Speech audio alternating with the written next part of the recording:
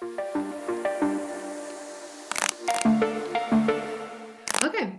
Pozdravljeni vsi skupaj, drage dijakinje in dragi dijaki, na tejle e-matura okrogli mizi. Z nami je Luka Urbanč iz 4. letnika na gimnaziji Ledina ter pa naša inštruktorica Lučka Stopinšek. Danes se bomo pogovarjali o eni izmed 4 maturitetnih dram, malo se bomo pogovarjali o vsebini in odgovarjali na vaša vprašanja, zato da dobite še pogled od drugih ljudi zunaj vašega razreda in morda še malo spremenite oziroma dopolnite svoje znanje in svoje mnenje o sami maturitetni drami. Torej, danes se bomo pogovarjali o Smoletovi Antigoni. Tako da, Lučka, bi mogoče ti začela na začetku z kratkimi poudarki in pa hitrim TLDR-jem vsebine naše drame. Tako je, en lep pozdrav še z moje strani. Torej, če v bistvu na hitro samo obnovim nekako zgradbo same drame. Drama je sicer sestavljena iz 3 dejanj, ki načeloma niso jasno razdeljene, nam pa nekako zbor, ki nastopa v sami drami, loči torej 3 različna dejanja, oziroma nekako bi jaz rekla, da ta dejanja ponazarjajo neke temeljne dogodke, ki se znotraj njih dogajajo.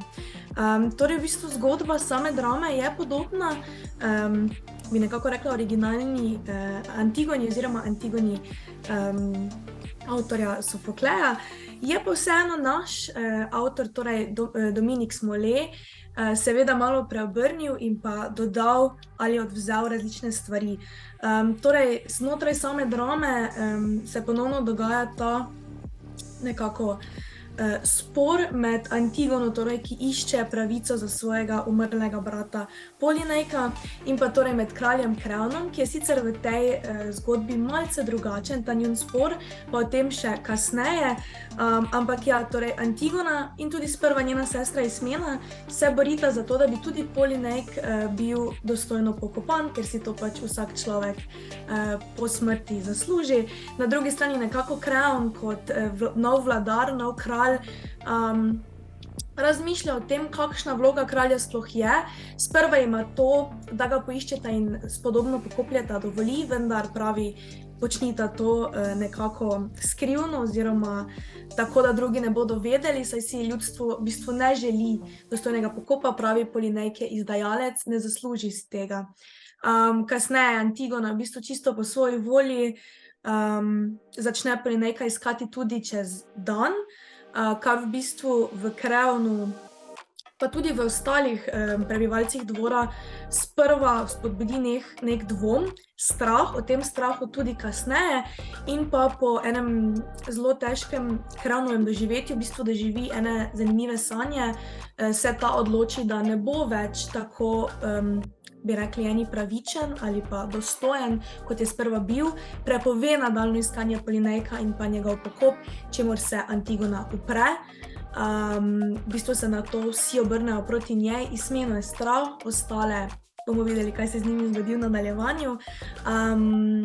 Vsi se prepričajo, da torej Polinejka sploh ni, da ga ne bodo našli, da je mrtev, na kar pa na koncu le izvemo, da je Antigona Polinejka našla in ga v bistvu tudi ob koncu torej 3. dejanja pokoplje, kar pa seveda izveni v to, da Antigona umre. Po njeni smrti pa ni tako kot v Sofoklejevi Antigoni, ampak se dogaja še kaj drugega. Ok, super. Zdaj, Lučka, kaj bi pa ti rekla, da so najpomembnejši poudarki tega? Torej, zdaj smo naredili nek TLDR, ampak kaj bi pa ti izpostavila iz same vsebine drame? Jaz bi kot prvo izpostavila to, da se vidi predvsem podobnost torej z originalno Sofoklejevo Antigono. Vidi se, da je v bistvu snov vzeta tudi iz enakega mita, torej na katerem stoji sama Sofoklejeva Antigona. Mogoče o Sofoklejevi Antigoni več na drugi okrogli mizi, ko bomo specifično govorili o tej drami, ampak vseeno ne moremo se pogovarjati o Smoletovi Antigoni, če ne poznamo dodobra samih torej načel, na katerih drama stoji, ki pa so seveda tudi načela Sofoklejeve Antigone. Drugače bi pa rekla, da je poudarek tudi na tem, torej, da Antigona v bistvu samo dramo osebnostno ni vpeta, niti enkrat se ne pojavi kot oseba, kar v bistvu tudi nekaj prikazuje, o tem tudi kasneje, pa mogoče bi poudarila torej še to, da na eni strani imamo podobnost z Sofoklejevo dramo, na drugi strani pa v bistvu Smoletova Antigona in Sofoklejeva Antigona v bistvu razhajata na večjih plateh. Luka, kaj bi pa ti rekel, da je te postalo v spominu potem, ko si prebral dramo? Kaj meni? Ja, meni je ostalo verjetno najbolj v spominu te Krijanove sanje, ker v bistvu se mi zdi, mislim, občutek so dajali, da je nek pomemben dogodek, zdaj, kaj bi pomenila, jaz pač nisem razumel po svojem branju, tako da to bi bila ena taka zadeva, ki se po moje splača malo raziskati, malo razmisliti. Ok, super. Teda, če se vidva dva, bi mogoče pol kršili na vprašanja. Zdaj, ko smo nekako postavili neko osnovo, gremo? Okay. Torej, prvo vprašanje je to, Lučka, na kar si ti že mal naredila uvod. Zakaj je avtor drami dal naslov Antigona, ko se lik niti ne pojavi na odru? Zakaj ni naslov morda Ismena? Torej, v bistvu, jaz bi najprej izpostavila to, da v bistvu Antigona skozi samo dramo, čeprav se ne nujno ne fizično pojavi na odru oziroma na samem prizorišču, te drame v bistvu Antigona je nekaj, pač nosi neko idejo, nosi neko trdnost, nosi neko odločnost in čeprav v bistvu se fizično ne pojavi na odru, vsa ta njena prepričanja, to njeno mišljenje vseeno nekako se izraža skozi druge osebe. Od začetka je to Ismena, jaz mislim, da vekolikor bi Ismena ostala ta oseba, torej takšna oseba, kot na začetku je. Torej, ona je prva tista, ki reče, Polinejka bomo pokopali. Takrat, ko v bistvu takrat v bistvu, ko Antigona še ne pove točno, da bo sama tudi šla iskat Polinejka. Jaz mislim, da če bi Ismena to trdnost obdržala, bi drami absolutno lahko bilo naslov Ismena. Ampak, ker pač tekom drame v drugem dejanju nekako klone, torej strahu, obupa, ni trdna, ni močna, ni zbrana, v bistvu nekako tisti fizični in pa tudi psihični napor med iskanjem brata jo nekako, bi jaz rekla, pokopljata, njeno osebnost, predvsem klone svojemu stricu in v bistvu ne obdrži te rdeče niti same zgodbe, same teme, samega pomena zgodbe. Zato mislim, da drama vseeno nosi naslov Antigona in ne Ismena, hkrati pa bi vseeno to rada izpostavila tudi to, da s tem, da se ona ne pojavi v sami drami, nekako gre nasprotju tej Antigoni v Sofoklejevi drami, ker nima direktnega konflikta z Kreono. Tukaj bi jaz mogoče sama našla nekako povezavo z politiko, torej o tem, kar bomo kasneje še govorili, kdaj je ta knjiga nastala, kaj je v bistvu glavna razlika v temi med to in pa Sofoklejevo Antigono, hkrati temu, da pač tudi sam človek nima z nekom, ki je nad njim v političnem sistemu sam nekega stika, pa vseeno lahko pride do konflikta med njim in pa med samo ideologijo, čeprav se ne nujno človek kot posameznik v neki državi se ne nujno pojavlja v vrhu odločevalcev ali pa pri samem odločanju. Prav, ko na kratko povzamemo ta odgovor, je zaradi tega, ker je Antigona tekom celega dogajanja pač vztrajna v svojih namenih, medtem ko Ismena pa pač na začetku potem se razpremeni. Je to bistvo tega? Ja, pa tudi zato, ker se v bistvu Antigonine ideje se potem nekako prezrcalijo tudi na druge vloge, v bistvu njeno voljo, njeno moč čas izražajo drugi liki, sprva je to Ismena, kasneje je to Paž in tudi ob koncu samega dela, ko njo ubijajo, je v bistvu Paž tisti, ki prevzame njeno idejo, na koncu tudi tisti znameniti rek, ko reče, Paž je še živ, ulovite ga in s tem v bistvu nakažejo, da to, kako je ona razmišljala in to, kaj je ona počela, v bistvu ne umre za njo, zato samo delo ni tragedija, ampak se to razmišljanje o iskanju samega sebe, o moralnosti, o vrednotah z njo, z Pažem, torej da je ona to prenesla na Paža, nekako nadaljuje. Ja, to je meni kar všeč ta razlaga, kar solidna. No, super. In zdaj, Lučka, mi, ko smo se že malo prej pogovarjali, se omenila, kak je v bistvu zelo tudi pomembno postaviti te moralne ideje v zgodovinski, v ta ideološki svet. Zdaj, na kak način bi pa rekla, se ravno to prenašanje postavite zdaj mogoče malo pod vprašanje, ker mi je zanimivo. Ja, seveda, pač mi se moramo zavedati, da smo Letova Antigona je nastala torej v obdobju, ko je avtor sam živel v nekem totalitarnem sistemu. Takrat je bila Jugoslavija, kateri so v bistvu politično oziroma ideološko, predvsem nekateri slovenski avtorji, pa verjamem, da tudi tuji, ki so živeli v tej združeni državi, na nek način nasprotovali. Takšnih je bilo več in tudi takšnih del je bilo več, ki so v bistvu nekako nakazovali, kako so se predvsem izobraženci, tako se tudi imenujejo, ali pa tisti, ki so morda si upali misliti o širši zgodbi in ne samo o, ne vem, obstoju človeka kot takega, kako so se takrat počutili. In tudi ta zgodba v bistvu sama prikazuje neko bivanjsko eksistencialno krizo, ki jo posameznik doživlja. Sicer se nekako hkrati bi se rekla, da je podobna izvirni Sofoklejevi, torej teoriji oziroma pomenu, kaj on tam prikazuje, ampak hkrati v bistvu se on skozi dramo temeljito nanaša na to vprašanje, kako se izobražen človek obnaša znotraj sistema oziroma družbe, ki mu je dana. V tem njegovem primeru je bil to pač nek totalitarističen sistem in kako naj zdaj on v bistvu v takem sistemu, ki mogoče ni nujno pisan na kožo posamezniku, ki veliko razmišlja ali pa ki razmišlja izven okvirjev, kako naj on sploh obstaja oziroma kako naj on sploh preživi znotraj takšne družbe oziroma sistema. In tako je to delo med drugimi tudi slovenskimi podobnimi deli, je tudi to delo iz tega vidika zelo pomembno. No, evo, zdaj pa mogoče, kar ozira to, kar si ti rekla, pa bi nadaljevali na drugo vprašanje. Torej, rekla si, da je bila Antigona postavljena v ta specifični zgodovinski okvir zaradi sistema, v katerem je živel Smole. In zdaj se pa tudi pri drugih evropskih narodih pojavijo sodobne Antigone, tako rečeno, ne? In kaj pa je pri njih drugače kot pri izvirni drami? Kaj bi rekla?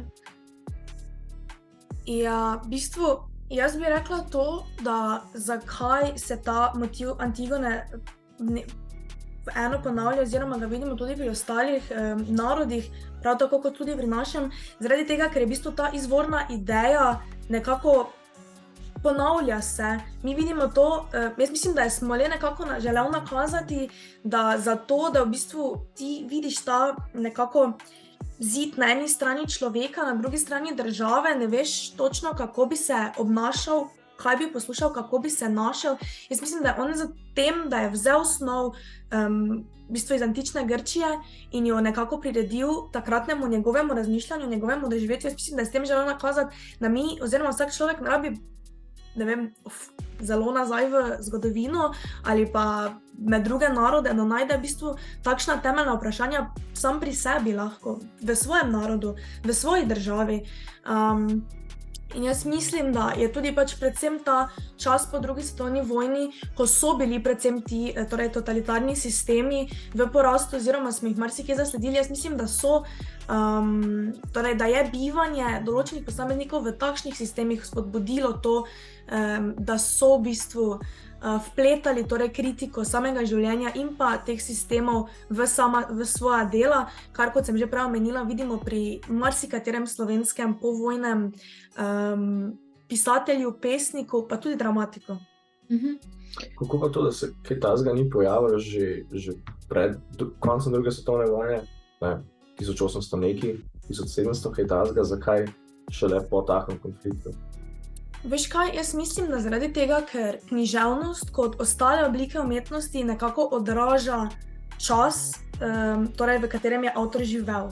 In recimo pred svetovnimi vojnami, tako kot si omenil nekje v 19. ali pa še prej v 18. stoletju, so tudi dela naših avtorjev izražala takratne konflikte. Recimo v 19. stoletju imamo Franceta Prešerna, ki je takrat v bistvu odražal njegov konflikt, ki je bil takrat predvsem za vprašanje Slovencev in pa tudi našega jezika, našega naroda, precej velik.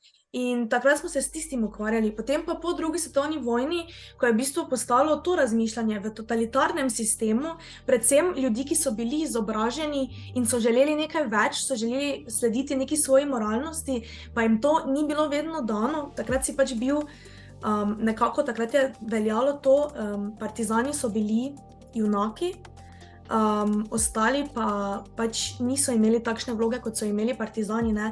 In v veliko teh povojnih delih vidimo tudi to zaprepadenost, ki nekako na koncu izraža enako vprašanje moralnosti in pa samo človekove vrednote, torej tega, kar mi v notranjosti razmišljamo, česar se pa, bi jaz rekla, pred vojno niti nismo toliko posluževali. Ok, zdaj, Luka, ti si zelo dobro poznaš Sofoklejevo Antigona, ne? Antično delo. Ja, recimo, smo delali pač, ja. Tako, in zdaj bi te pa tebe vprašala, kakšne razlike bi pa ti izpostavil med tema dvema Antigonoma? Torej, ko si opazil, ko si bral Smoletovo Antigono, pa glede na to, kako poznaš Sofoklejevo. Kje sta si podobni, kje so razlike? Meni se zdaj zanimivo, da je malo obrnil situacijo z liki, v smislu, da se mi zdi, da kakšni liki, ki v Sofoklejevi drami ne nastopajo zelo veliko, Haimon Terezias recimo, imajo zdaj precej večjo vlogo, medtem ko pa Antigona, ki je pač glavna junakinja Sofoklejeve drame, dejansko niti ne nastopa, ne. To se meni zdaj recimo se mi zdaj nenavadno, no. Potem par novih likov smo dobili, ta paž je recimo tak unikaten lik, ki ga prej ni bilo. Potem bi lahko rekli, da Kreonov način vladanja je v bistvu direktno kontra temu, kar je bil prej. V Sofoklejevi drami je zelo direkten, se drži tega, kar reče, je tudi on tisti, ki je izdal ta razglas o prepovedi pokopa, medtem ko v Smoletovi drami je pa ljudstvo tisto, ki zahteva to, on se pa pač temu pol prilagodi, ker se more, pa še tako je malo nesiguren, malo posliti. Tudi smena je malo drugačna, v smislu, da je smena že na začetku. Antigoni takoj reče v Sofoklejevi drami, da pač jaz ne bom tega naredila, meni se to zdi brez smisla. Potem, ko v Smoletovi drami pa vsem malo potem vidimo, da pač ne. Lučka, kaj bi pa ti izpostavila? Podobnosti pa razlike? Oziroma pa tudi, če imaš kakšne komentarje na že izpostavljene? Jaz mislim, da se je Luka zelo dobro osredotočil na same like, torej, ki po eni strani se na novo nastopajo v drami ali pa imajo drugačno vlogo, po drugi strani pa imamo nekatere like, ki torej v Smoletovi Antigoni ne uvidijo luči, Antigona na primer. Jaz bi pa mogoče tukaj izpostavila še to vlogo, torej bogov oziroma samih zapovedi, torej Sofoklejeva drama je kot značilna za tisti čas bila ekstremno torej navezana na njihovo verovanje v bogove in torej v antično verovanje. V smislu, ona se je takrat uprla sami Kreonovi vladi oziroma oblasti ravno zaradi teh božjih izpovedi. Ona deluje nekako zaradi tega, ker so bogovi tako rekli oziroma nekako se je za to uprla. Tukaj pa je recimo zanimivo to, da sicer je vmes izpostavljena, ne vem, Ismena se zahvaljuje bogovom, pa tudi Kreon vmes, ampak ni več teh bogov, ni več zapovedi, v smislu Antigona deluje zaradi lastnih prepričanj in pa je v bistvu lastna upornica, bi nekako rekla, proti torej tej nesmiselnosti vladanja, kot pa, da bi to nekako narekovali bogovi, kar je ekstremno pomembno že zaradi tega večjega pomena drame, o katerem smo že in še bomo govorili. Pa mogoče bi tukaj rekla še torej ta vloga torej Tereziasa kot prej v torej Sofoklejevi drami je on modrec, on je v bistvu tisti, ki naj bi imel neko znanje na eni strani o torej svetu, na drugi strani o svetu bogov. Zdaj v Smoletovi drami je pa zgolj dvorni filozof in pa Kreonova desna roka in v bistvu skozi dramo ugotovimo, da ne nastopa več v takšni vlogi, kot je Luka že povedal, kot smo ga torej vajeni. Pa bi lahko mi, dejstvo, da zdaj Antigona deluje pač glede na svoja moralna načela, nekoč na načela bogov, bi lahko to povezali s tem, da je bilo vsaj v času antične Grčije vera absolutno 100%, mislim, da so bili vsi takrat zelo verni v svoje bogove, medtem ko v času, ko je nastala Smoletova drama, je pa ta delež pač malo padli. Ja. Točno to sem hotela vprašati. To je bilo moje naslednje podvprašanje. Odlično. To se super. dopolnjujeta. Ja, Jaz mislim, da ja.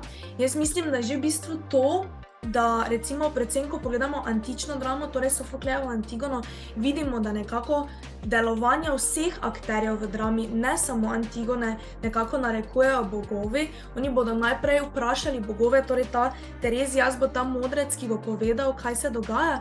Tukaj pa vidimo, da v bistvu tega več ni. Antigona sama razmišlja, že to je nakazano naenkrat več. Ne razmišlja o bogovi, razmišlja človek sam. Ob začetku drame razmišlja, premljejuje, se postavlja v neke različne scenarije, to, kar je tudi nakazano, in kasneje na podlagi svojega razmišljanja in svojih prepričanj tudi deluje. Česar recimo v Sofoklejevi drami ne vidimo, ker pač tam deluje kot akter bogov. Ok, cool. Poglejmo pa naprej. Torej, avtor v drami veliko stvari postavi točno nasprotno Sofoklejevi drami, to, ko smo že ugotovili. In zdaj pa dobro vprašanje, zakaj pa ohrani ravno kraljevo družino? Jaz mislim, da je to po eni strani znak samega političnega sistema, torej tega totalitarizma. Nekako se mi zdi, da v drami vlada en kralj, tudi nekako v totalitarizmu, sicer naj bi bil en na oblasti oziroma bil en glavni, ki je sprejemal neke odločitve, ni recimo tako, kot je danes v nekem demokratičnem sistemu, kjer imamo na primer vlado pa državni zbor. Po drugi strani bi pa nekako morda to povezala tudi z neko avtoritativnostjo v sami družini, ki je kazala na neko hierarhijo. Se mi zdi, da že to samo, da je on ohranil kraljevo družino, kjer je moški kralj, torej stric, torej čeprav so 4 otroci, ki bi lahko in oba brata umreta, ostaneta torej Antigona in Ismena in bi lahko ena izmed njiju prevzela oblast, nekako Kreon kot moška vloga v družini prevzame oblast in bi jaz nekako povezala, da se je verjetno tudi to avtorju zdelo nekako zanimivo in na nek način še vedno aktualno, kar bi bilo dejansko tudi danes aktualno. Torej, da se avtoritativno ne samo od zunaj, ampak tudi od znotraj zgodbe, ne? Da se vse pokrije. Ja, to je tudi zanimivo. Ok, zdaj na začetku dogajanja, na strani 11, Terezija reče, da se sti brat drug drugemu pognala krigle v glavo. Kroglo, pardon. Kroglo. Ne, krigle, niso bili pijanci. Pognala kroglo v glavo. Na koncu drame pa omeni konjenika iz Delf, nastopi tudi paž, ki je naloga osebe iz časa srednjega veka. In zdaj, kako če sploh bi določili dogajalni čas v celotni drami? Torej, to je, ker je malo mešano vse skupaj. Torej, v bistvu avtor sam, že ne samo z tem, kar si zdaj ti omenila, ampak tudi recimo z vlogo zbora. Recimo zbor na prvi strani, če lahko citiram,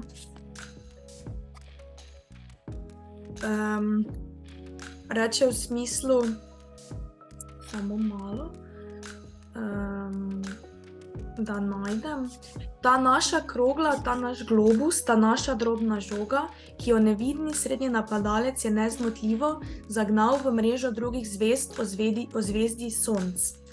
V bistvu tu nekako prikazuje trenutnost sveta in na to skoči za samo snovjo zgodbe v Tebe, torej v ta kraj, kjer se sama in Sofoklejeva Antigona in tudi ta Antigona dogaja. Jaz bi pač rekla, da kraj ostaja Tebe in da tudi čas bi pustila tam, kjer je. Je pa res, da je avtor sam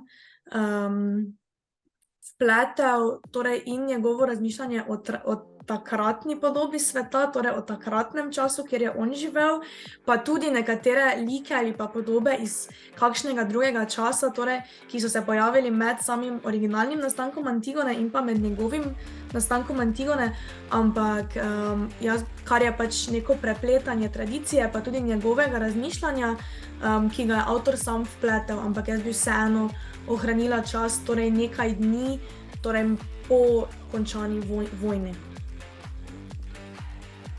Okay. Luka, imaš kaj za dodati, slučajno? Razmišljanje, ko si bral, naprimer, ko si ti bral Delo. Ja, ko sem jaz bral, so meni te dve krogli, ste mi kar tako malo ven izstopali, zato ker jaz sem nekako, se mi zdi, da je čas pač antična Grčija, ne? In tudi jezdec iz Delf, kateri je pač lik, ki bi nastopil samo v antični Grčiji, ne kasneje. Ampak strelno orožje pač ni obstajalo v tistem času, ne? Tako da to je ena taka zanimivost, ki res ni mi čisto jasen. Lahko bi rekel karkoli drugega, ne? Lahko bi rekel, da so si oba dva meč pognala v srce, je isti pomen, ne? Ampak pa ne specifično te krogle, ki ti je omenil. In isto s pažem, lahko bi imel pač kjerkoli grško slugo, nekega služnja, ki bi bil verjetno isti pomen lika, pa vsem se je on odločil, da bi imel srednjeveškega paža, ne? To je meni malo zanimivo. Ja, meni se zdi tu ravno neka tudi, torej, kot si zdaj sam omenil, da bi se je delo to zanimivo, te krogle v glavo. Jaz mislim, da je to neka dodana vrednost pač tega, da je Smole le živel izven antičnega časa oziroma antične Grčije in je lahko takšne stvari dodal, kot si rekel, ja, lahko bi rekel, pognala sta si meče v srce, pa bi bila enaka, ja, pomenilo bi enako, ampak nekako ni enako, kot pa pognala sta si krogle drug drugemu. Se mi zdi, da to je ta, da res je želel nakazati pač to, kako bi rekla, bila sta brata, pa sta takšno dejanje naredila, drug drugega ubila. Se mi zdi, da tu s tem je to še bolj nakazal in pa seveda, kot sem rekla, zakaj ne bi malo spremenil, česa svojega dodal in pa pač pokazal, da ni živel v antični Grčiji, pač pa v Jugoslaviji po drugi svetovni vojni. Pa se tudi po moje še ta sprememba mečkena, ne, ta zgodovinski preskok, če lahko temu rečem v izbiri besed, se mi zdi, da doda še en aspekt dramatičnosti noter in si bo tako, no ja, krogle sta si pognala v glavo, kar je po moje bilo Smoletu še toliko bližje, ne, da je še pridodal tragedijo, ker to je lahko zveni tudi malo tak Shakespearean tragedy, sta si nože zarila v srce, ne. Ok, gremo polkrat lepo naprej. Kakšno vlogo imajo pa ptice pri dogajanju? So simbol svobode ali so simbol česa drugega? Torej, jaz bom rekla tako, ko sem prvič prebrala oziroma od začetka se mi je zdelo, da torej, ja, v bistvu ptice prikazujejo neko svobodo. Potem pa, ko sem brala dalje, pa sem videla, da se torej ta motiv ptic vedno znova v bistvu pojavlja in se pojavlja na različne načine, sem nekako začela razmišljati, da mogoče torej ptice kot neka simbolika v tem delu predstavljajo upanje in pa nakazujejo drugačno mišljenje. Na primer, vmes, ko zasledimo Ismeno v drugem dejanju, nekako tako pravi, da se je nad njo preletela ptica in ji prinesla dvom. Torej dvom, če je njeno dejanje pravilno ali ne, oziroma v dvom v to, kar dela. In pa podobno je bilo kasneje tudi torej pri Kreonu, ko pravi, da je sanjal, da je hodil po poti, hranil je ptico in ko je pogledal navzgor, je ta ptica v bistvu bil on. Morda te ptice prikazujejo v bistvu njih, ampak v smislu, da torej skozi neko metaforo prikazuje to, kaj se z njimi dogaja na nek drugačen, malo bolj metaforičen pomen. V smislu tudi na začetku, ko spoznamo Antigono, ki torej razmišlja o bratih, torej pravi, ptica je letela skozi polja, tako kot tudi ona razmišlja, torej razmišlja o večji, širši sliki, ne samo o tem, kaj bo Kreon rekel, kaj bo ljudstvo reklo, ampak o širši sliki, kaj torej bi bila prava stvar za narediti in potem naenkrat to ptico se streli lovec. In tudi ona se v tistem vrne nazaj v svojo sobo in je tako, ne razmišlja o tem, razmišlja o nečem drugem. Tako da mogoče so te ptice v bistvu po eni strani torej znak tega drugačnega razmišljanja, nekega upanja, svobode, nekih širšega okvirja, po drugi strani pa tudi to, da pač zelo hitro spoznamo, da tako kot so lahko ptice zatirane, je lahko zatirano tudi to, kar mi mislimo. Jaz mislim, da v Kreonovih sanjah, mislim, da se je pojavil še Feniks, če sem se s tem prav zapomnil, ne? Kaj pa je šlo s Feniksa kot neka večna ptica, ki ne umre? Veš kaj, jaz mislim, da je tukaj spet Feniks neka novejša motivika oziroma pač neka ta dodana vrednost, ki jo je Smole vpletel. In jaz mislim, da v bistvu tukaj v teh sanjah predvsem, kar je pomembno, je torej ta njegov interni boj med tem, ali je kralj torej človek, ali je kralj zgolj neki odločevalec ljudstva, ali je v bistvu vloga kralja to, da mora biti poslušen do vseh, včasih tudi milostljiv, ali pač to, da mora biti trden. In jaz mislim, da v bistvu te ptice, ki jih on omenja, tudi torej ta motiv Feniksa, ki si ga ti omenil, nekako podkrepijo to njegovo razmišljanje in ja, morda bi lahko torej tega da sem pozabila ime ptice, Feniks, ja, omega. Mogoče bi lahko pač tega Feniksa razumeli kot ja, v bistvu nek večen simbol ali pa neka večna ptica v smislu, mogoče pa se kralja tudi tako nekako dojema kot neko tisto, ne nujno neomedljivo, ampak v bistvu neko glavno, zadnjo, torej nekoga, ki odloča, nekoga, ki je na neke vrste kot Feniks. Ali bi lahko tudi rekel obup zaradi tega, ker misli, da se totalitarni režimi ne bojo nikoli končali in bo večno živel v temu. Tudi to bi lahko rekli, vidiš, jaz niti nisem pomislila na to. Ko se Jugoslavija je pa še kar 30 let obstajala, ne? On je pomrl, ja, jih tam na koncu Jugoslavije. Tako da v bistvu je praktično celo življenje živel pod takim režimom, no? Zdaj, Luka, kako si pa ti doživel ptice, ko si prebral dramo? Ja, jaz jih pa nisem doživel, to je bil problem. Jaz sem sumljivo velikokrat so se pojavili na takih kritičnih mestih in se mi zdi, da od to odprije to vprašanje, zaradi tega, ker ja, velikokrat so tam, ampak jaz mislim, ja, je res, da sem enkrat prebral knjigo, ne, in pač za takšno dojemanje bi verjetno mogel še ne parkati česa, ne. Ampak tako, je ena taka reč, ki se velikokrat pojavi, da si rečeš, da ziher mora biti nekaj na tem, no, ne more biti kar neko naključje, da so skozi te ptiči zraven, no. Teda mogoče lahko to, kar si omenil, rečem, da vas spodbudim, pejte prosim prebrati knjige, preden greste esej pisati. Ja, Ne bi bilo slabo. Ne bi bilo slabo, ja, pa preberite enkrat, dvakrat čez, ker pač lahko, Lučka mi, ko so že dali čez maturo, ne, lahko rečeva, fajn je imeti knjige prebrane, ja, preden začneš ti pisati esej. Zdaj pa, to je in res in tako malo za šalo, no, ker vem, da nekateri tudi mislijo, da lahko brez prebranih knjig pridejo čez maturo. Rajš ne. Gremo pa na naslednje vprašanje. Ali je v zgodbi več stražarjev? Je res umrl ali živel? Kaj se dogaja s tem likom? Torej jaz mislim, in to je zdaj res popolnoma moje mnenje, da v bistvu je več stražarjev. Torej, v bistvu v prvem dejanju stražarki nastopa, je pa res, da se njihova vloga ponavlja.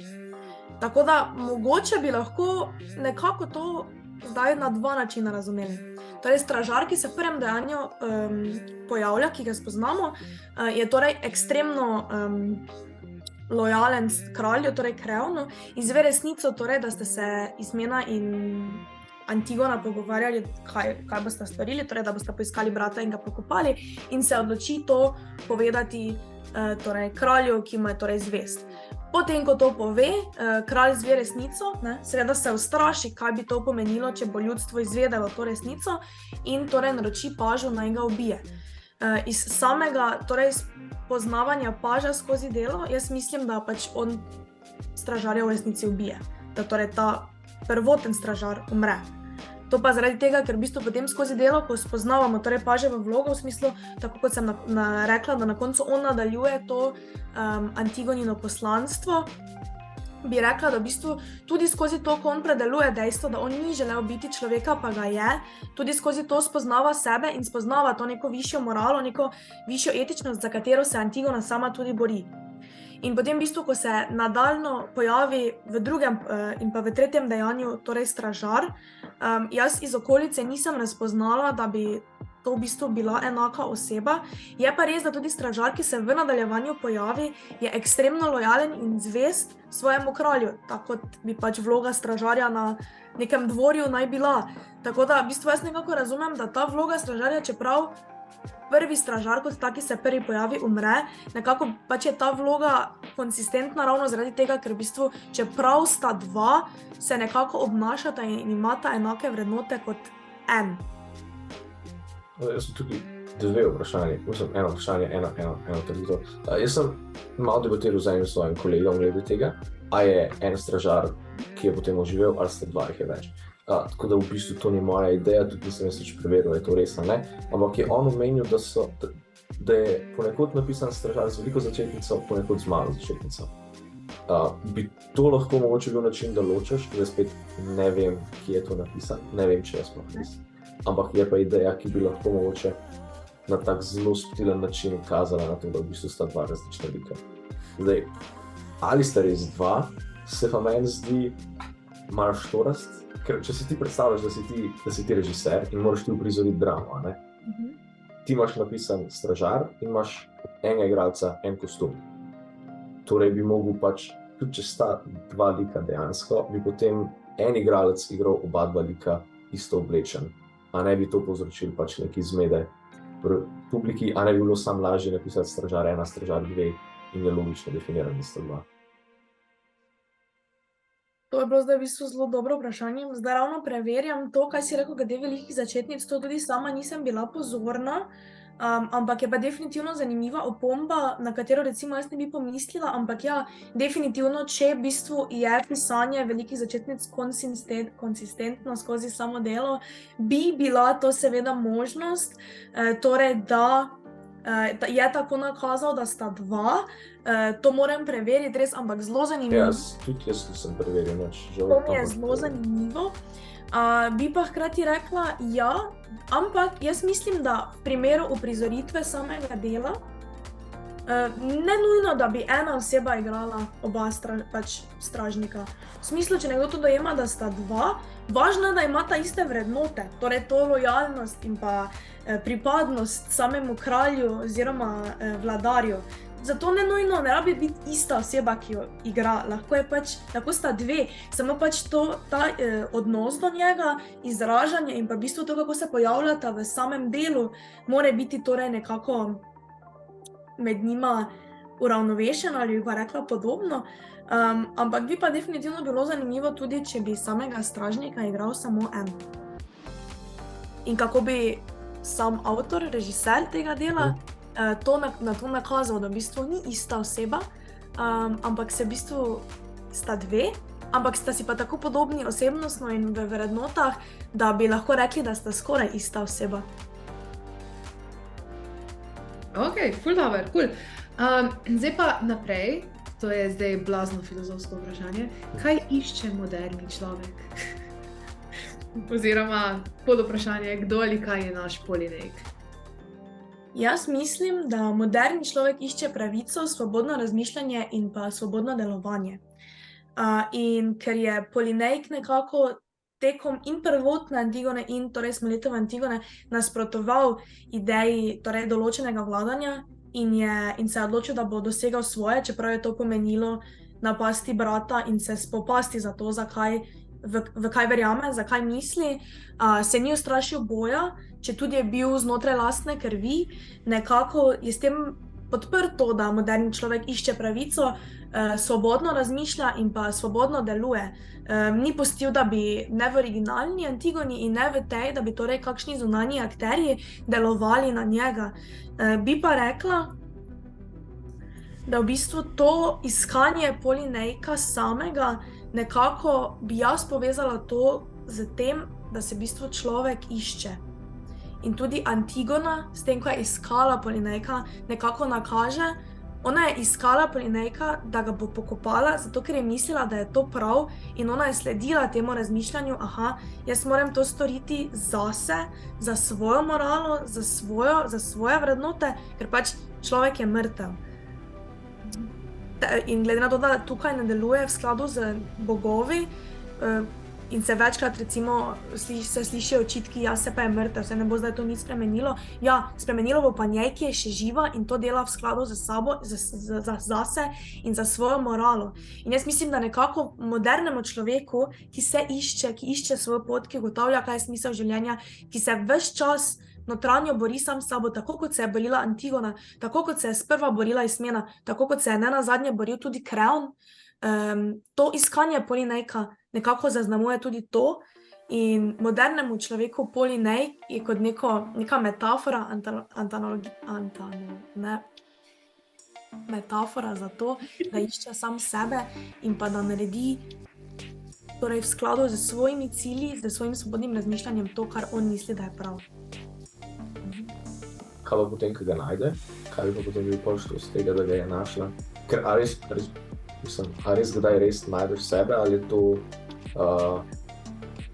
tako neskončno delo, mislim, se ne konča nikoli v bistvu. Jaz mislim, da nakazano s tem, da se torej njeno mišljenje potem skozi paža prenese naprej, kar je v bistvu tudi smisel tega, da torej Smoletova Antigona ni tragedija, ker se pač ne konča z torej tem, da on ubije Antigono in njeno razmišljanje, ker se njeno razmišljanje prenese naprej. Jaz mislim, da je to nek znak v smislu, da pač da se ne nujno mi najdemo, da ta naša pot razvijanja, razmišljanja, torej, mi smo v bistvu nekako ves čas se v nas dogajajo, tekom odraščanja, tekom življenja se v nas dogajajo različne, bi rekla, ne kregamo se sami sabo, no, ampak smo razdvojeni, večkrat smo razdvojeni. Jaz si upam to zase trditi, pa si upam trditi, da vsak človek, ki sem ga do zdaj spoznala, je vsaj, če ne neštetokrat, vsaj enkrat je bil pred neko notranjo dilemo. In jaz mislim, da to, da ga je našla, mogoče potrjuje to, pa to, da ga je, ko ga je našla, čeprav so jo v bistvu vsi iskali in so nekako vsi govorili, da je zblaznela, ona ni obupala, že to nam nekaj nakaže. Torej, noben se z njo pogovarjal, vsi so jo v bistvu označili za norko, ona je pa hodila tam po tistem prostrani zemlji okoli in je iskala njenega vrata. In to, da v bistvu, ko ga je našla, prva stvar, kaj je naredila, ga je začela pokopavati. Ni se odvrnila od njene vrednote, ni se odvrnila od njene morale. In jaz mislim, da če to nam nakaže, da se mi ne nujno najdemo, definitivno pa torej skladno s tem, kaj mi mislimo, skladno s tem, v kar mi verjamemo, torej tako tudi delujemo na zunaj. Jaz bi rad samo še izpostavil, ki si me prej vprašala, razlike med Sofoklejevo in Smoletovo. Še to je kontra nasprotno, da je Sofoklejeva je pač tragedija, Smoletova pa, kot si prej omenila, da pač ni tragedija. No. To je še ena taka razlika, ki je meni zdaj na pamet prišla. Ampak ja. Cool. Ok, pa zdaj, mogoče bi se kar navezala, ko smo zdaj že parkrat omenili pomembnost lika paža, kako ga pa lahko sploh razumemo, kako lahko razumemo njegov lik? Pač jaz mislim, da je torej ta nek lik paža, na mizi imam švignjice, lastne švignjice. Jaz mislim, da je v bistvu paž tekom zgodbe lik, ki se zelo razvija. Ne samo torej notranjo, miselno, ampak tudi zunanjo, kako on deluje napram torej zunanjemu svetu. Sprva ga spoznamo kot malega paža, neko stransko vlogo, bi jaz rekla, ki se pa potem v bistvu tekom zgodbe razvija. In jaz sem ga razumela kot to, da je v bistvu bil on edini, seveda zraven Antigone, ampak edini, ki je dejansko, smo ga spoznali tekom drame kot dejansko torej osebo, ki se je torej uprl kralju in je zaradi tega nekako zavrgel svoje udobno življenje. Vzor je videl v Antigoni, priznal si je, notranje si je priznal, torej, da mu je bilo neprijetno, ko ga je kralj prosil, naj ubije torej sprva stražarja, kasneje se je s tem torej nekako boril in vidi se mu, da je v bistvu v tem, ko je videl, da je Antigona našla neki višji smisel, ali pa je rekla, je sledila svoji morali, je nekako tudi paž sam v tem videl vzor in ugotovil, da pa mogoče pa je nekaj več kot od tega udobnega življenja na dvoru in da on mora temu slediti. Tako da jaz ga v bistvu v tej drami sami spoznam kot sprva neko osebo, ki je začela sama sebe ugotavljati, se je začela iskati in je na to temu nagonu sledila. In je na koncu v bistvu Antigona kot taka zmagovalka, če lahko tako rečem, ker pač njena misel gre naprej, ampak tudi on je. Zato, ker konec koncev je ob koncu drame spoznal torej sam sebe poslušal, spoznal neko višjost od človekove morale in mi tudi sledil. In sledil vsem načelom, ki s tem pridejo. Zdaj, prej že parkrat si omenila, da je Antigona zmagovalka na koncu, ne? In na začetku je bilo omenjeno, da stopi v konflikt s Kreonom. In v konfliktu imaš pač zmagovalca in poraženca. Kdo bi bil pa poraženc potem? Pač to je zdaj treba to jemati na malo bolj, bi jaz rekla, višjem razumevanju kot pa recimo Sofoklejevo Antigono, zato ker recimo tudi pri Sofoklejevi Antigoni jaz ne bi ravno označila enega ali drugega za zmagovalca in poraženca, ker v bistvu na koncu kot vemo, da sta oba nekako nekaj pridobila in nekaj izgubila. In tudi tukaj, kakor gledamo na dramo, in tudi tukaj bi jaz rekla tako, Antigono bi po eni strani označila za zmagovalko, ker je dosegla to, kar je želela in zaradi tega, ker se ker je vztrajala in ker na koncu nekako njeno poslanstvo prevzame paš, kar pomeni, da njena ideja gre naprej v svet, ne konča se za njo, kar se recimo pri Sofoklejevi Antigoni, ko ona umre, se v bistvu tisto njeno mišljenje za njo konča. Noben je ne prevzame od nje, saj ni nakazano, da bi jo. Ne?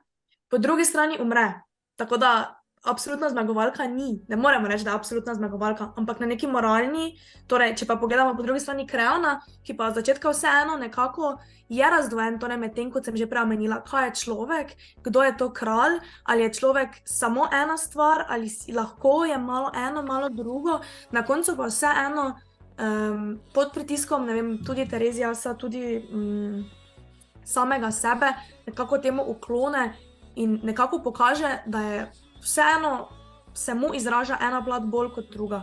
Torej tista, moram biti trden odločevalec, pač bom sprejemal odločitve, ki jih moram, če tudi grejo te odločitve v neke ekstreme, bi jaz rekla, oziroma bom sledil odločevalcem pred mano. In pač potem bi jaz rekla, da ni zmagovalec, če tudi na koncu ostane živ in torej mu uspe to, kar si je zadal, torej ustavi Antigono pri iskanju Polinejka. Jaz bi še malo komentiral Sofoklejevo dramo. Mi smo v šoli, ko smo delali zadevo, smo vedno rekli v stilu, da je Antigona moralna zmagovalka, ker njena ideja zmaga, ne? Fizično sicer propade, ampak to niti ni pomembno. In jaz mislim, da v bistvu njena ideja ostane, zaradi tega, ker je prepričala Kreona preko svojega dejanja, da mogoče pa on ni nad bogovi, ne? Ker v bistvu cel problem Kreona je, da on misli, da je on nad bogovi, da lahko on postavlja zakone, ki kontradiktirajo Božjim zakonom. In Antigona je s tem dejanjem in s tem uporom oblasti je pokazala, da on tega ne more in v bistvu je s tem pomagala državi. Kreon pa pač smo videli, da mu umrejo pač vsi, ki mu lahko umrejo, samo še on bi umrl in jaz mislim, da ne umre samo zaradi tega, ker je to za njega hujša kazen, ker če bi se ubil, ker na tisti točki se meni zdi, da je pač najlažje sam še sebe štihan, ne? Hkrati pa se je naučil nekaj od Antigone in je upamo, da pač prilagodil svoj stil vladanja, to pač je odprto, ne, še vedno na koncu. Evo in ravno to bi jaz zdaj izpostavila, to je zdaj ta, v bistvu bi rekla, temeljna razlika, torej kot si zdaj rekel, ona je moralna zmagovalka, zaradi tega, ker je v bistvu Kreonu dopovedala na nek način, ti nisi nad bogovi in tudi tukaj bi jaz rekla, da je Antigona moralna zmagovalka, zato ker njeno prepričanje, njeno mišljenje gre naprej v svet, torej preko paža, po drugi strani pa pač kot vemo, torej v obeh oni dve umreta. Zdaj pa, če se malo spet navežemo na Antigono pa na njeno razmišljanje, zdaj v čem je smisel Antigonine norosti v tej drami? Jaz bi tukaj mogoče izpostavila ponovno torej ta zunanji svet. Ona je torej, ker je verjela lastnim načelom, ni poslušala torej oblasti, bila označena za norico. Ali lahko trdimo, da je zdaj to samo zaradi, torej kot nek odziv na totalitarno okolje, v katerem je avtor živel? Verjetno ne. Ampak jaz mislim, da je smisel njene norosti v tem, da je bila ona, kot sem že povedala, simbol morale, etike, resnice, da je razmišljala za svojo glavo, česar ni zanikala in da je stala za svojimi besedami in za svojimi dejanji. recimo Ismena, ki prva reče, da bo poiskala svojega brata, ker je to prav. V začetku v bistvu drame mi velikokrat vidimo, da Ismena nastopa trdno in mogočno in bi jaz rekla, ok, po ne vem, prvem dejanju, zakaj Ismena ni, zakaj drami ni naslov Ismena, to, kaj smo se prej pogovarjali. Potem pa v bistvu klone. Vidimo, da klone hitro in absolutno. Sprva zaradi fizičnega napora, mentalnega napora, ko iščeta brata, kasneje zaradi pritiska in strahu Kreona. Antigona ne klone. Antigona ostane. Antigona ostane do konca, tudi ko se torej temu pritisku in strahovom od samega torej vodstva države pridružijo se v bistvu ljudstvo. Ona ne klone, ona ostaja do konca in zato je ona absolutna upornica zoper absurdnega sveta in jaz mislim, da v tem je smisel njene norosti. Da torej si je upala ostati dobesedno v, ne vem, levjem berlogu, bi rekli, če bi dobesedno prevedli iz angleščine, ampak ja. Ok, cool. No, pa bi mogoče se navezali kar na to in bi zdaj še malo pogledali ta sam pokop. Zdaj v Sofoklejevi Antigoniji je Kreon tisti, ki želi pokopati izdajalca, v Smoletovi pa ljudstvo. In zdaj na kak način bi se to lahko razložilo? Bi to lahko rekli, da je to v bistvu posledica, da ima danes v Evropi pač oblast v rokah ljudstva, takrat je bila pa avtokratična oblast, ali na kak način bi to razložili? Jaz sem nekako to dojela tako, ja, mislim, ne nujno, jaz mislim, da je avtor tukaj že zdaj pokazati to, kakšen doprinos lahko ima ljudstvo, če se za nekaj postavi. Pač ponovno tukaj, torej, na eni strani sistem, v katerem je on živel, mogoče na drugi strani njegovo prepričanje. V bistvu na začetku drame spoznamo, ko pride Kreon domov, želi iti spat, ampak ljudstvo je tisto, ki vztraja, ljudstvo je tisto, ki torej vztraja pri svojem in pravi, na eni strani želimo pokopati torej, tistega brata, ki je umrl, torej kot absolutni zmagovalec, tako, ja. In na drugi strani želimo, da se torej, izdajalca ne pokopa. Ne pokoplja, pardon. In jaz mislim, da je ravno ponovno spet tu ta razlika, torej, da v antični Grčiji, kot je prej Luka že povedal, se je imel Kreon za nekega absolutnega nadboga in je kar on sam že določil, ok, enega bomo pokopali, drugi je bil izdajalec, sploh se ne bomo pogovarjali o tem. Tukaj sedaj pa torej avtor že nekako vpelje to razmišljanje ljudstva in mogoče nekako prikrito, bi jaz rekla, celo upa nakazati, da lahko ljudstvo doseže svoje, tudi če je torej zmotno prepričano, torej zmotno tistemu, kar razmišlja torej nek vladar oziroma kralj in da pač če dovolj dolgo vztraja pri tem, z dovolj veliko, torej neko ambicioznostjo, bi jaz rekla, celo to doseže. V bistvu bi lahko vsem ohranil to idejo, da je kralj še zmeraj avtoritarna oseba, ampak hoče zdaj avtor nakazati, da ljudstvo še kljub avtoritarnemu režimu ima še zmeraj moč. Prav razumem, ja? Ok, fair. Ok, super. No, pol pa gremo še na zadnjo vsebinsko vprašanje, pa še imamo eno tehnično za na konec, pol pa smo prišli lepo en tak full circle. Torej, ali je splošna želja po miru v drami posledica konca druge svetovne vojne, ko je normalno kazati večjo željo po izogibanju nasilja in konfliktov? Jaz bi rekla, da je to del. Ampak da to ni celoten smisel, pač jaz mislim, da je del, torej seveda absolutno treba pripisati temu, da torej celoten svet po torej dveh svetovnih vojnah, predvsem po drugi svetovni vojni, je tako razmišljal. Meni osebno se zdi, da pač so si vsi takrat želeli miru, torej nekega sožitja, torej tega, da bodo vsi živeli v miru in da ne bo več torej spopadov vojn. Po drugi strani pa v bistvu se mi zdi, da nekako avtor tudi sam želi nakazati, da kljub temu, da niso vse osebe, torej spoznamo, da ne razmišljajo vse osebe za svojo glavo, ampak vseeno pa torej vojno označujejo kot absurd. Tudi Ismena tukaj večkrat ponovi mir, ko kasneje spoznamo, da je pač v bistvu se lahko hitro podredi nekomu. Tudi Kreon sam izpostavi, da je vojna, oziroma nekako zdaj vam to preneseno pomeni, vojna nesmisel, neko nesmiselno prelivanje torej krvi, ubijanje ljudi, ki pač ne privede nikamor.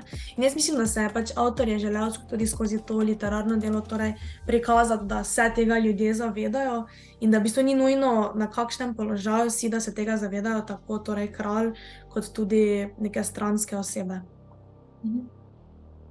Luka, imaš še ti kaj slučajno za dodati, kako misel tukaj? Konkretno v tem vprašanju ne. Imam pa eno novo vprašanje, o katerem sem zdaj malo razmišljal. Haimon, on je, mislim, precej drugačen kot v originalu. Kakor zvemo, je ali pri puncah ali pa pri krojaču, se mi zdi, ali nekaj takega. Kaj si misliš, kaj o njemu? Jaz bom rekla tako, jaz mislim, da je on tista vloga, ki jo je pač Smole nekako izključil. Zato ker pač v bistvu, ko pogledamo celotno delo, v bistvu ugotovimo, da na eni strani torej imamo še vseeno nekako je poskušal slediti tradiciji torej antičnega pisanja, po drugi strani pa imamo nek neantigonski del, ki torej vsebuje tudi pogovorni in slabšalni jezik, predvsem pri Haimonu, večkrat zasledimo kakšne takšne izraze, kot recimo primerja sobarico z muco in tako naprej.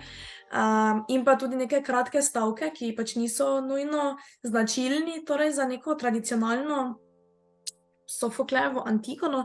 In jaz mislim, da je pač Haimon tukaj kot neka vloga nima neke velike vloge, da bi zdaj rekla, da strašno vpliva na potek stvari. Bi pa rekla, da je mogoče želel nakazati, da niso nujno vedno vsi člani kraljeve družine ali pa političnega sistema takšni, kot bi morali biti. Ker tako kot si rekel, Haimon je ali pri dekletih ali pri krojaču.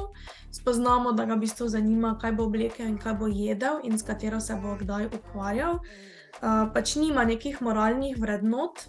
Morda želi nakazati tudi to, da pač moramo najprej moralne vrednote imeti in jih najti, preden jim začnemo slediti, pač ker Haimon jih nima. In v bistvu sem si jaz tukaj napisala, da ženske jemlje z levo roko, kar je tudi res. Mogoče bi bilo zanimivo na njega gledati tudi kot na takšno osebo in mogoče se, ne vem, malo osredotočiti tudi na njega v smislu pač, da nima neke glavne vloge, ampak da vseeno je pa zanimivo, da ga je avtor vključil kot takšen lik. V bistvu on bi naj bil Antigonin zaročenec, vemo, da v Sofoklejevi drami, kot si sam rekel, opravlja precej drugačno vlogo. Tukaj pa v bistvu... To je v bistvu še eno pod vprašanje, a sta ona da tukaj zaročena ali ne? Zaradi tega, ker sta zaročena. Kljub temu, da on pod drugim puncem precej pogosto. Tako je, in on večkrat vmes omeni, v bistvu mislim, da on njo večkrat išče, ker pač je ni. V smislu pač, ne vem, človek, mislim, da vmes reče nekaj v smislu, človek se vrne z bojišča, vojak, ful mu je hudo, in njegove žene pa nikjer, oziroma pač dekleta pa nikjer, ne. In potem mislim, da tukaj je ta dialog z Terezijasom, ko on malo pridiga, pa tako, da ne sme tako razmišljati, da bo en dan oče, da mora dati, ne vem, prestolonaslednika. In potem mu Haimon tako odgovori v smislu, pač jaz oče, si me predstavljaš kot očeta, jaz razmišljam samo o tem, katera sobarica mi bo zjutraj grela posteljo, kot pa torej o nekih dejanskih moralnih vrednotah. Ok, no, torej zdaj smo se tudi veliko v toku te okrogle mize pogovarjali o razliki med antično pa med to moderno dramo in Lučka, mogoče še čisto zadnje vprašanje, kakšne značilnosti moderne drame so sploh prisotne v tem delu? Jaz bi izpostavila torej kot prvo to, da nek osnutek dela, kot smo že povedali, vseeno temelji na tem mitu, ki je torej predzgodba tudi sami originalni Sofoklejevi Antigoni, in pa na tem problemu, torej, da na eni strani obstaja neka oblast in na drugi strani naša vest oziroma morala.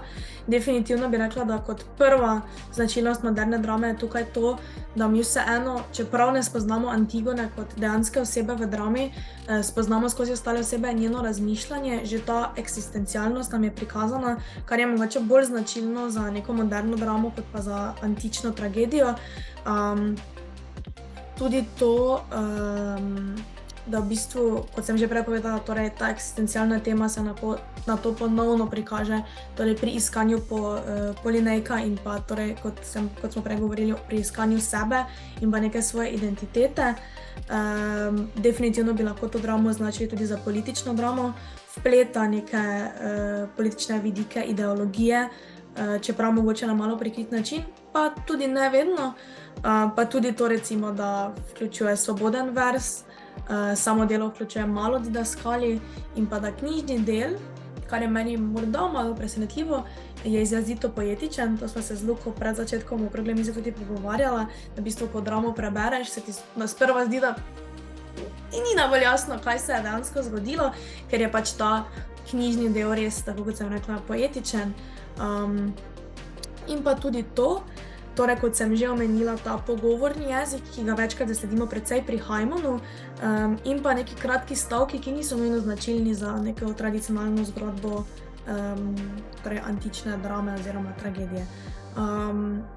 Na kratko, če povzamem, kot moderna drama bi jaz definitivno rekla, da vsebuje novitete, torej neke novejše stvari, ki jih je avtor dodal, ki niso vedno bile v smislu kot potrjene stvari v literarnih delih, oziroma pač verjetno v antični drami nikoli ne bi zasledili svobodnega verza in pa, ne vem, pogovornega jezika, slabšalnih izrazov, prav tako pa nikoli verjetno ne bi do takšne mere zasledili torej izraženega zunanjega sveta in pa avtorjega razmišljanja, kot jih zasledimo torej v delih iz tega obdobja. Še kar se zunanje zgradbe tiče, da v bistvu formalno niti ni razdeljen, ne? Na različna dejanja, to je po moje tudi. Tudi tako. Ja, v bistvu, jaz bi še vseeno tu rekla, ni napisano prvo dejanje, drugo dejanje, tretje dejanje, ta zbor nam nekako nakaže, torej večji sestavek zbora oziroma govorjenje zbora vmes nam nekako vseeno loči zgradbo, pa tudi to, da ob teh zborih so v knjigi narisane slike, prav slike. Ja. Jaz nimam. Samo nimaš jih? Ne? Ne, jaz ne slik, ne. Aha, okej. Kar je drugače tudi značilno za torej zgradbo. Te slike bi naj ponazarjale, torej neko spremembo, ampak tako kot si rekel, ne, formalne zgradbe ni nakazane. Je pa vseeno zanimivo, da je nekako vseeno drama razdeljena v 3 dejanja, oziroma dejanja, kar nas spet pripelje nazaj do te številke 3. Ne, ko vemo, da včasih recimo v antičnem času je pa torej ta neka trojna enotnost bila zelo pomembna, pa smo spet pri 3 dramah, zakaj pa niso 4, zakaj pa ni, ne vem, drugega dejanja, ko je malo daljše, razdeljivo na 2 dejanja. To je meni tudi recimo zelo zanimivo. No, kar se teh slik tiče, v bistvu, jaz imam tisto izdajo od Mladinske knjige, se ne bo videla, ampak pa ja, se vidi. Skratka, Bela pač. Bela Antigona piše gor, to je to. In tam je vse en blok teksta, ni nobenih, mislim, da niti ni presledkov vmes, niti nekih razmakov. Zdaj, če so slike, mislim, da je malo bolj opazno, da je to vse neka zunanja zgradba, ki se razdeli potem malo. Ampak tako, ko imam jaz to knjigo, mislim, da je, če sem si prav zapomnil, mislim, da je vse kar skozi en tekst. Ja. Tako da je malo konfuzno. To je recimo zanimivo tudi, ko smo se mi v srednji šoli učili o torej Smoletovi Antigoni, je nam profesorica rekla, da ima drama 3 dejanja, ki jih uvaja zbor in na začetku vsakega je slika. Jaz sem mislila, da je to pač subjektivno slika, razumeš, ne vem, ne. In dejansko potem, ko primeš knjigo v roko, saj te starejše izdaje, jaz imam ne vem, precej starejšo izdajo, tudi Mladinske knjige, ampak res starejšo izdajo, pa so dejansko te slike, ja, ki tako kot si rekel, prav prepoznaš, da se je nekaj spremenilo. Torej, da nekako nakazuje nek konec in nato začetek novega dejanja, ki pa ni torej formalno predstavljeno kot novo dejanje. Kako pa to, da pa v teh izdajah ni teh slikic noter? ker v bistvu bi bile verjetno kar koristne. Ja, jaz tudi tako mislim, me je prav presenetilo, jaz sem mislila, vsaj ko sem bila v naši univerzitetni knjižnici, imamo sicer same starejše izdaje, ampak čisto vse starejše izdaje imajo slikice. Tako da prav zanimivo, da jih sedaj novejša nima. Tako da, dijaki, pejte v knjižnico pogledati, kako starejšo izdajo, pa si poslikajte tiste. Mogoče res. Te slikice sicer niso... A so pomembne slučajno? Ali je ne, mislim, jaz ne razberem ravno, ampak mogoče pa nekomu so. Mogoče pa bi kdo iz njih razbral kaj, ko mogoče jaz nisem, oziroma jih ni, zdaj bom rekla jaz, ker jih ti nimaš, ampak mogoče pa komu pač prinesejo kaj. Jaz sem zaradi prelistil na hitro čez 80 strani, pa nisem najdel nobene slikice. Mislim, da tukaj so pa smo brez. Mislim, čakaj se bo zdaj to vidno, nisem. Mislim, da ste ti zaradi. Ja, zaradi ozadja verjetno. Zaradi ozadja. Ampak ja, so kar tak čez pol strani, tako da. Ok, no zdaj smo pa prišli čez vsa vprašanja, teda zdaj pa bi za konec bi sam rekla, Lučka, imaš ti kakšne zadnje komentarje, pa še Luka. Glede tega zadnje misli, nasvete, karkoli. Jaz bi definitivno svetovala, da pač preberite knjige, preberite jih večkrat in pa svetujem še to, ker pač drama je morda težje berljiva, še mogoče nekomu, ki ga književnost ne nujno absolutno zanima. Preberite najprej Sofoklejevo dramo, da vam bo vsebina jasna in potem bo tudi ta drama lažje razumljiva in lažje berljiva. Ok, super. Luka, imaš ti še kakšne zadnje? Jaz bi mogoče rekel, da ni treba vse tako dobesedno gledati v tej drami, ker v bistvu veliko stvari, meni se zdi, pri Sofoklejevi drami je precej jasno, kaj se dogaja. Tam ni nobenih takih zelo globokih idej.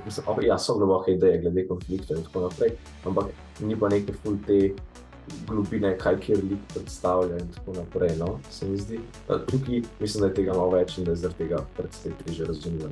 Vsem meni je lahko zahtevna, ki sem jaz prebral.